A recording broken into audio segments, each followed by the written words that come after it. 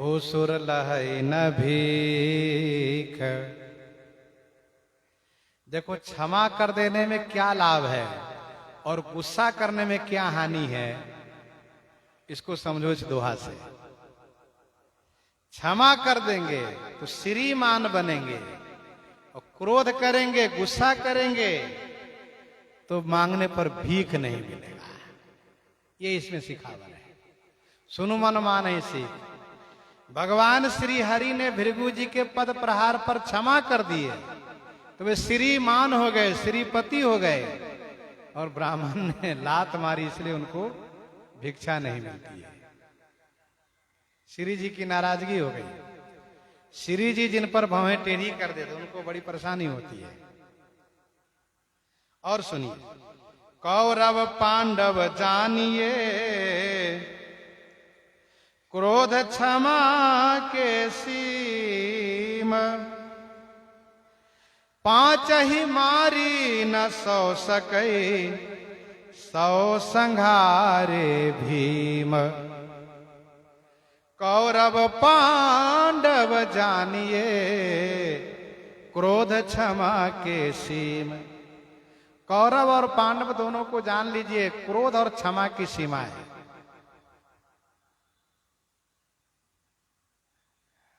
हमारे श्री रघुनाथ जी बड़े क्षमावान हैं। श्री परशुराम जी को कहना पड़ा, जय हो जय हो जय हो, क्षमहु क्षमा मंदिर दो भ्राता। अनुचित बहुत कहो अज्ञाता। अनुचित बहुत कहो अज्ञाता, क्षमहु क्षमा मंदिर दो भ्राता। तो श्री रघुनाथ जी क्षमा के मंदिर हैं, क्षमा की मूर्ति हैं, और जो जितना अधिक क्षमावान हो वह उतना अधिक लोकप्रिय होता है। कौरव क्रोध की पराकाष्ठा है, बात बात पर गुस्सा करते हैं। सौ भाई, 100 भाई कौरव बात बात पर गुस्सा करते हैं, और 5 भाई पांडव बात बात पर क्षमा कर देते हैं। युधिष्ठिर जी महाराज कहते, अरे जान, अपने तो है, जान। नहीं तो महाराज भीम आदि ऐसे उग्र स्वभाव के हैं कि उनके सब बदला ले लें, लेकिन अब युधिष्ठिर जी महाराज का आदेश नहीं, क्षमा करो, ठीक भैया, जैसी इच्छा।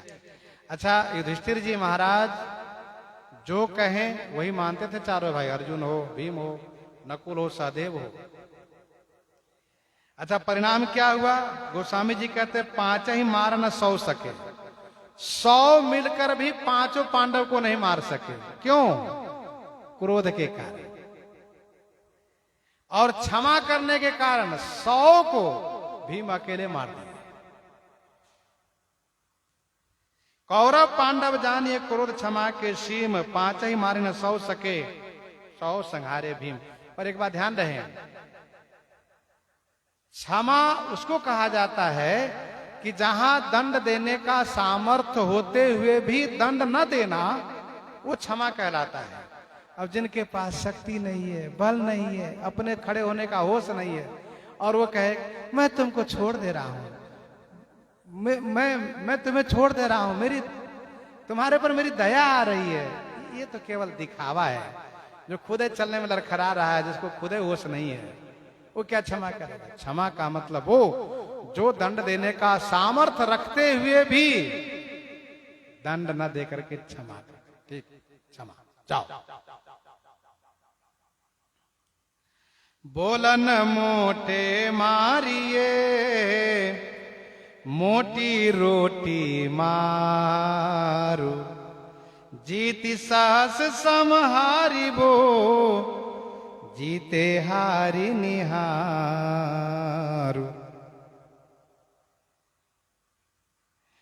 देखो, कभी भी बोलने के पहले विचार लेना चाहिए कि इसके बोलने का परिणाम क्या होगा।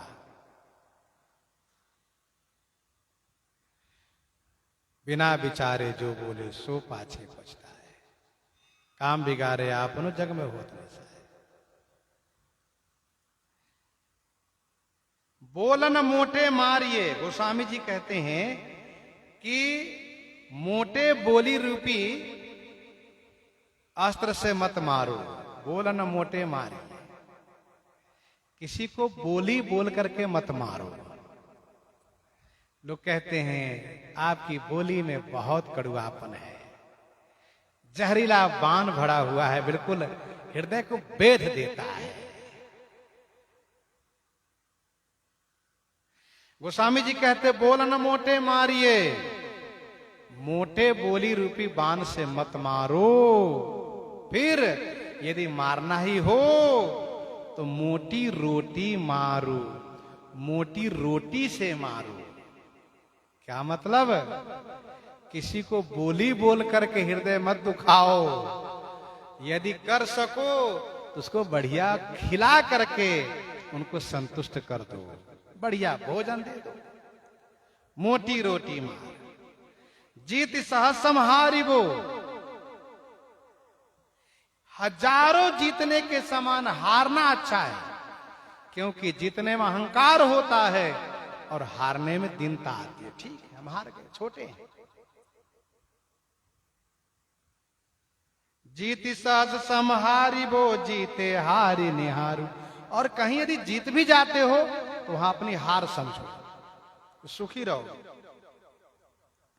गोस्वामी जी महाराज इस प्रकार से बहुत कल्याणकारी बातें कहते हैं। किसी को भी मोटे बोल से नहीं मारना चाहिए, अर्थात हृदय बेधने वाले वचन नहीं बोलना चाहिए। और यदि उनके साथ व्यवहार करना हो तो बढ़िया खिलाना पिलाना चाहिए।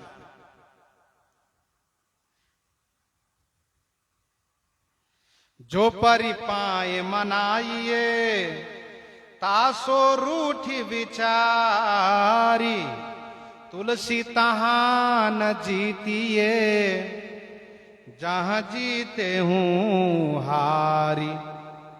जो परि पाए मनाइए, जो परि पाए मनाइए। जिसको पांव में पड़ करके मनाना पड़े, जो ऐसे व्यक्ति हो आदरणीय हो, जो रूठ जाए तो उनको चरण पकड़ के मनाना पड़ता है। जो परिपाए मनाइए, तासो रूठी विचारी। उनसे विचार करके रूठा करना चाहिए, ऐसे नहीं रूठना चाहिए। रूठ जाओगे और रूठ जाओगे तो फिर उनको पांव पकड़ के मनाना पड़ेगा। रूठोगे तुम ही और मनाओगे भी तुम ही। इससे अच्छा है कि रूठो ही नहीं। जो परिपाए मनाइए, तासो रूठी विचारी। तुलसी तहां न जीतिए, जहां जीते हूं हारी। गोस्वामी जी कहते वहां जीतो मत। कहां? जहां जीतने के बाद भी मन में बड़ी गलानी हो, क्यों जीत लिया है, बड़ा कष्ट हो मन।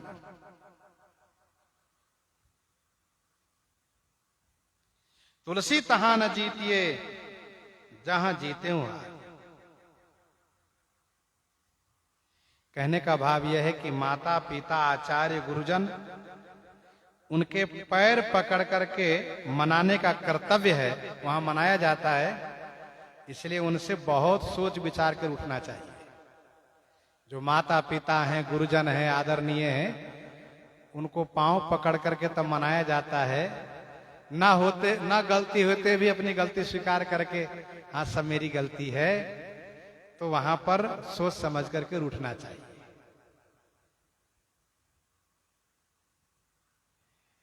एक बार बड़ी विचित्र घटना ये रही कि हमारे पूज्य गुरु जी महाराज रूठ गए।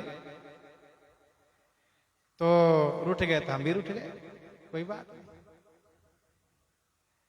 अच्छा, गुरु जी तो गुरु जी हैं। उन्होंने कहा कि देखो बच्चा, कल तुम 9 बजे आना।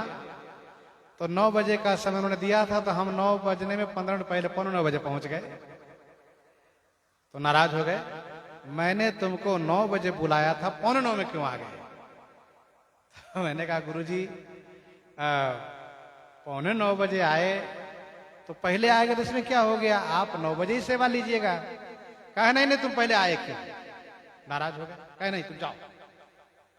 गजब है।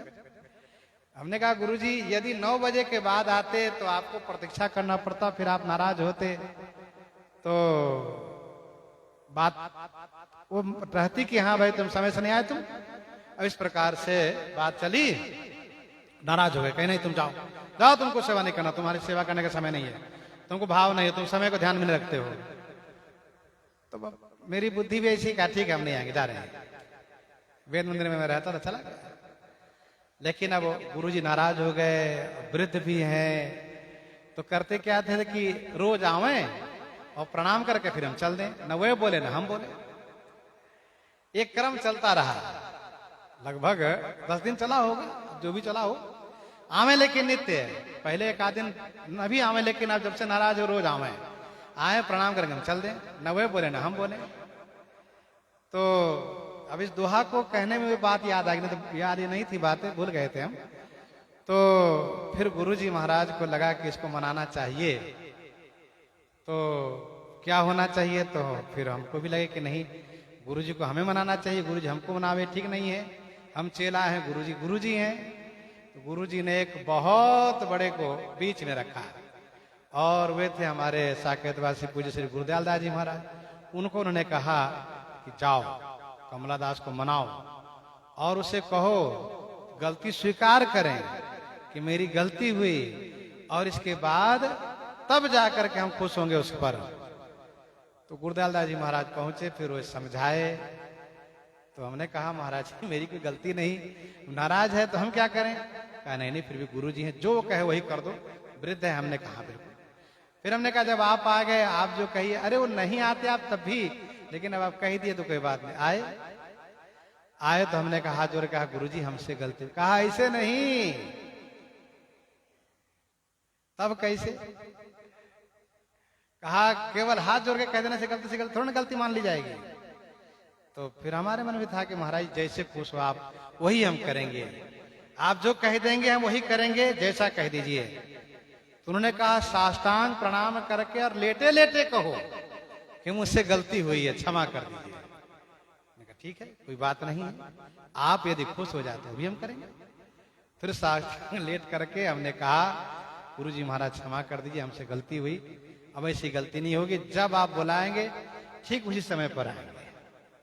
खुश हो गए फिर, और खुश हो गए तो बड़े खुश हुए। फिर पेड़ा रखे थे निकाले और पवाए, तो बड़ा अच्छा लगा।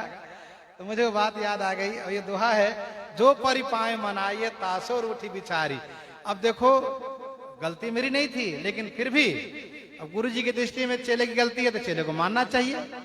अब कुछ चेले तो ऐसे कहते नहीं नहीं नहीं तो नहीं भाई, हमारी गलती हम क्यों माने, न मानो जाओ भटको संसार में रहो, क्या फर्क पड़ता है।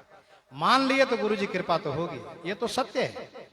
देखो मैं हृदय से इस बात को स्वीकार करता हूं, मेरे जीवन में आज जो कुछ है उनकी कृपा से।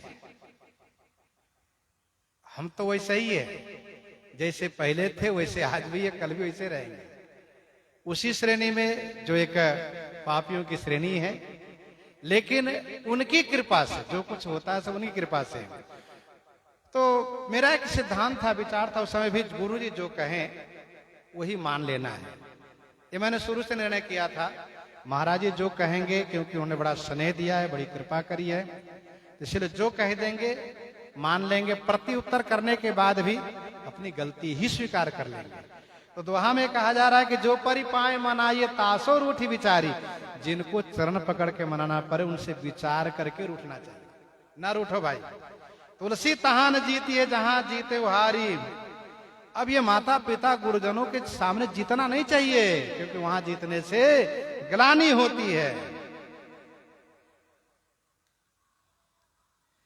जूझे ते भल बूझिबो भली जीती ते आर, डहके ते डहकाइबो भलो जो कहिए विचार। प्रसंग चल जाता है, गुरुजी की कृपा की बात तो कह देने में मुझे कोई वो नहीं रहता परहेज, उनकी कृपा की बात इसलिए कह दिए, इसमें कोई मेरी बड़ाई वाली बात नहीं है। जूझे ते भल बूझिबो, गोस्वामी जी कहते हैं जूझे ते भल बूझिबो, जूझे माने लड़ने से अच्छा है कि पहले समझो, और भली जीत ते हारी, जीत से अच्छा है कि हार मान लो। और डहके ते डहकाई वो, ठगने से अच्छा है कि स्वयं ठगा लो। जो करिए विचारी, विचार करके चलो। ये साधु साई शिक्षा है कि लड़ने के पहले विचार कर लो इसका परिणाम क्या होगा। जीतने से पहले विचार कर लो इसमें परिणाम क्या होगा, हार जाओ। और दूसरों को ठगने से अच्छा अपने स्वयं ठगा जाओ, किसी को ठगो नहीं। इस प्रकार से गोस्वामी जी बहुत सुंदर सुंदर कल्याणकारी शिक्षात्मक बातें कह रहे हैं। प्रसंग को हृदयंगम करते हैं। जैसा कि आप जानते हैं, जेठ शुक्ल पक्ष की एकादशी बहुत प्रसिद्ध है, जिसका नाम है निर्जला एकादशी, भीमसेनी एकादशी। भीमसेन ने इस व्रत को विशेष रूप से किया, इसलिए उनके नाम से व्रत प्रसिद्ध है। वैसे नियमता तो सभी एकादशी निर्जला ही करना चाहिए, नियम तो यही है। नहीं कर पा रहे हैं तो कम से कम एक एकादशी निर्जला करो। और इसमें भगवान वेदव्यास जी ने भीमसेन जी को बताया कि इस एकादशी को करने से तुम्हें 24वें एकादशी का पुण्य मिलेगा। तो लोगों की एक भावना रहती है कि एक दिन चाहे जितना कष्ट सह लो, ज्यादा पुण्य मिले तो वही काम कर लो। भाई ज्यादा पैसे मिले लेकिन थोड़ा मेहनत कर लो, इसमें क्या है। तो एकादशी के विधान भी यह है कि भाई 10वीं से प्रारंभ कीजिए, एकादशी को निराजल रहिए, द्वादशी को पारण कीजिए, अच्छी बात है, बहुत सुंदर है। फिर भी ये भीमसेन जी के नाम से एकादशी प्रसिद्ध है। भीमसेन जी ने भगवान वेदव्यास जी से कहा, भगवान मेरे भैया सब लोग एकादशी करते हैं, द्रौपदी जी भी करते हैं, माता कुंती भी करती, सब व्रत करते हैं। और मुझसे कहा करते, भीम तुम व्रत नहीं करते हो, एकादशी व्रत किया करो। भगवान मैं आपसे सही सही बताऊं, मेरे पेट में अग्नि का वास है। जब तक मैं खाता नहीं हूं ना, तब तक मुझे चैन नहीं मिलता है, और मुझे भूख बहुत लगती है, इसीलिए मुझसे व्रत नहीं हो सकता है। तो भगवान वेदव्यास जी ने कहा, भीम ये बताओ, नरक स्वर्ग के भेद को जानते हो? कहां? एक भी एकादशी के व्रत नहीं कर तो तुमको नरक जाना पड़ेगा। ऐसा कहां? अब नरक के बारे में भगवान वेदव्यास जी ने वर्णन किया, ऐसा नरक वैसा नरक, वहां इस तरह से पीड़ा दिया जाता है, ऐसा कष्ट दिया जाता है। अब तो भीम बेचारे कांप गए, बाप रे इतना कष्ट सहना पड़ेगा नरक में, कहां? तो हाथ जोड़ करके भीम ने कहा, मैं बहुत प्रयास करके एक व्रत कर सकता हूं, फिर दोबारा मत करवाइएगा हमसे। भगवान वेदव्यास जी ने कहा, ठीक है एक ही व्रत कर लो। तब उन्होंने वो भयंकर गर्मी कि जहां तापमान अधिक हो, प्यास पर प्यास लगते जाए, उस जेठ के शुक्ल पक्ष को एकादशी को व्रत को कहा करने के लिए, इस एकादशी को व्रत आप करिए, निर्जला एकादशी, अवश्य आपको 24वें एकादशी का व्रत का पुण्य मिलेगा। और भीम ने कहा, यदि कहीं कुछ बिगड़ा मामला तो कहा, दिन भर सह गए तो 12 एकादशी का पुण्य मिलेगा, रात को भी सह गए तो 24 मिलेगा। और एकादशी के महात्म एक एकादशी कथा है, एक ऐसे व्यक्ति सज्जन जो दिन भर तो रह गए, रात्रि में नहीं सह पाया, रात्रि को मृत्यु हो गई, उसको स्वर्ग मिला। हाँ, तो भीम करना शुरू किए, बड़े उत्साह और भाव के साथ एकादशी का व्रत किए। भगवान वेदव्यास जी के मार्गदर्शन में ओम नमो भगवते वासुदेवाय मंत्र का जाप किए। रात्रि जागरण हुआ, वैसे भी जागरण होगा, जब पेट में पानी तक भी ना जाए तो रात्रि में नींद आएगी नहीं, वैसे भी जागरण होगा। तो उन्होंने एकादशी का व्रत किया और व्रत के प्रभाव से वे बड़े खुश हुए। और फिर भगवान वेदव्यास जी कथनानुसार द्वादशी को दान आदि किए और इन्होंने व्रत संपन्न किया। तब से एकादशी प्रसिद्ध है। इसलिए एकादशी का व्रत करना चाहिए, और जिनके पास सामर्थ्य सहने का वे प्राय लोग करते हैं। जरूर अवश्य कोई ना कोई किए रहते हैं, कथा में भी आने वालों में से किए ही रहते हैं, तो वैसे करना चाहिए। और जो नहीं निर्जला किए हैं उनके लिए आमरस के लिए स्वागत है भाई, आमरस पीजिए। पीकर बैठे हैं, फिर शायद अभी और होगा, देख लें भाई राम शंकर दास जी और फिर पुजारी से मिलकर उनको सबको पिलवाइए। इन्हीं के साथ सीताराम सीताराम सीता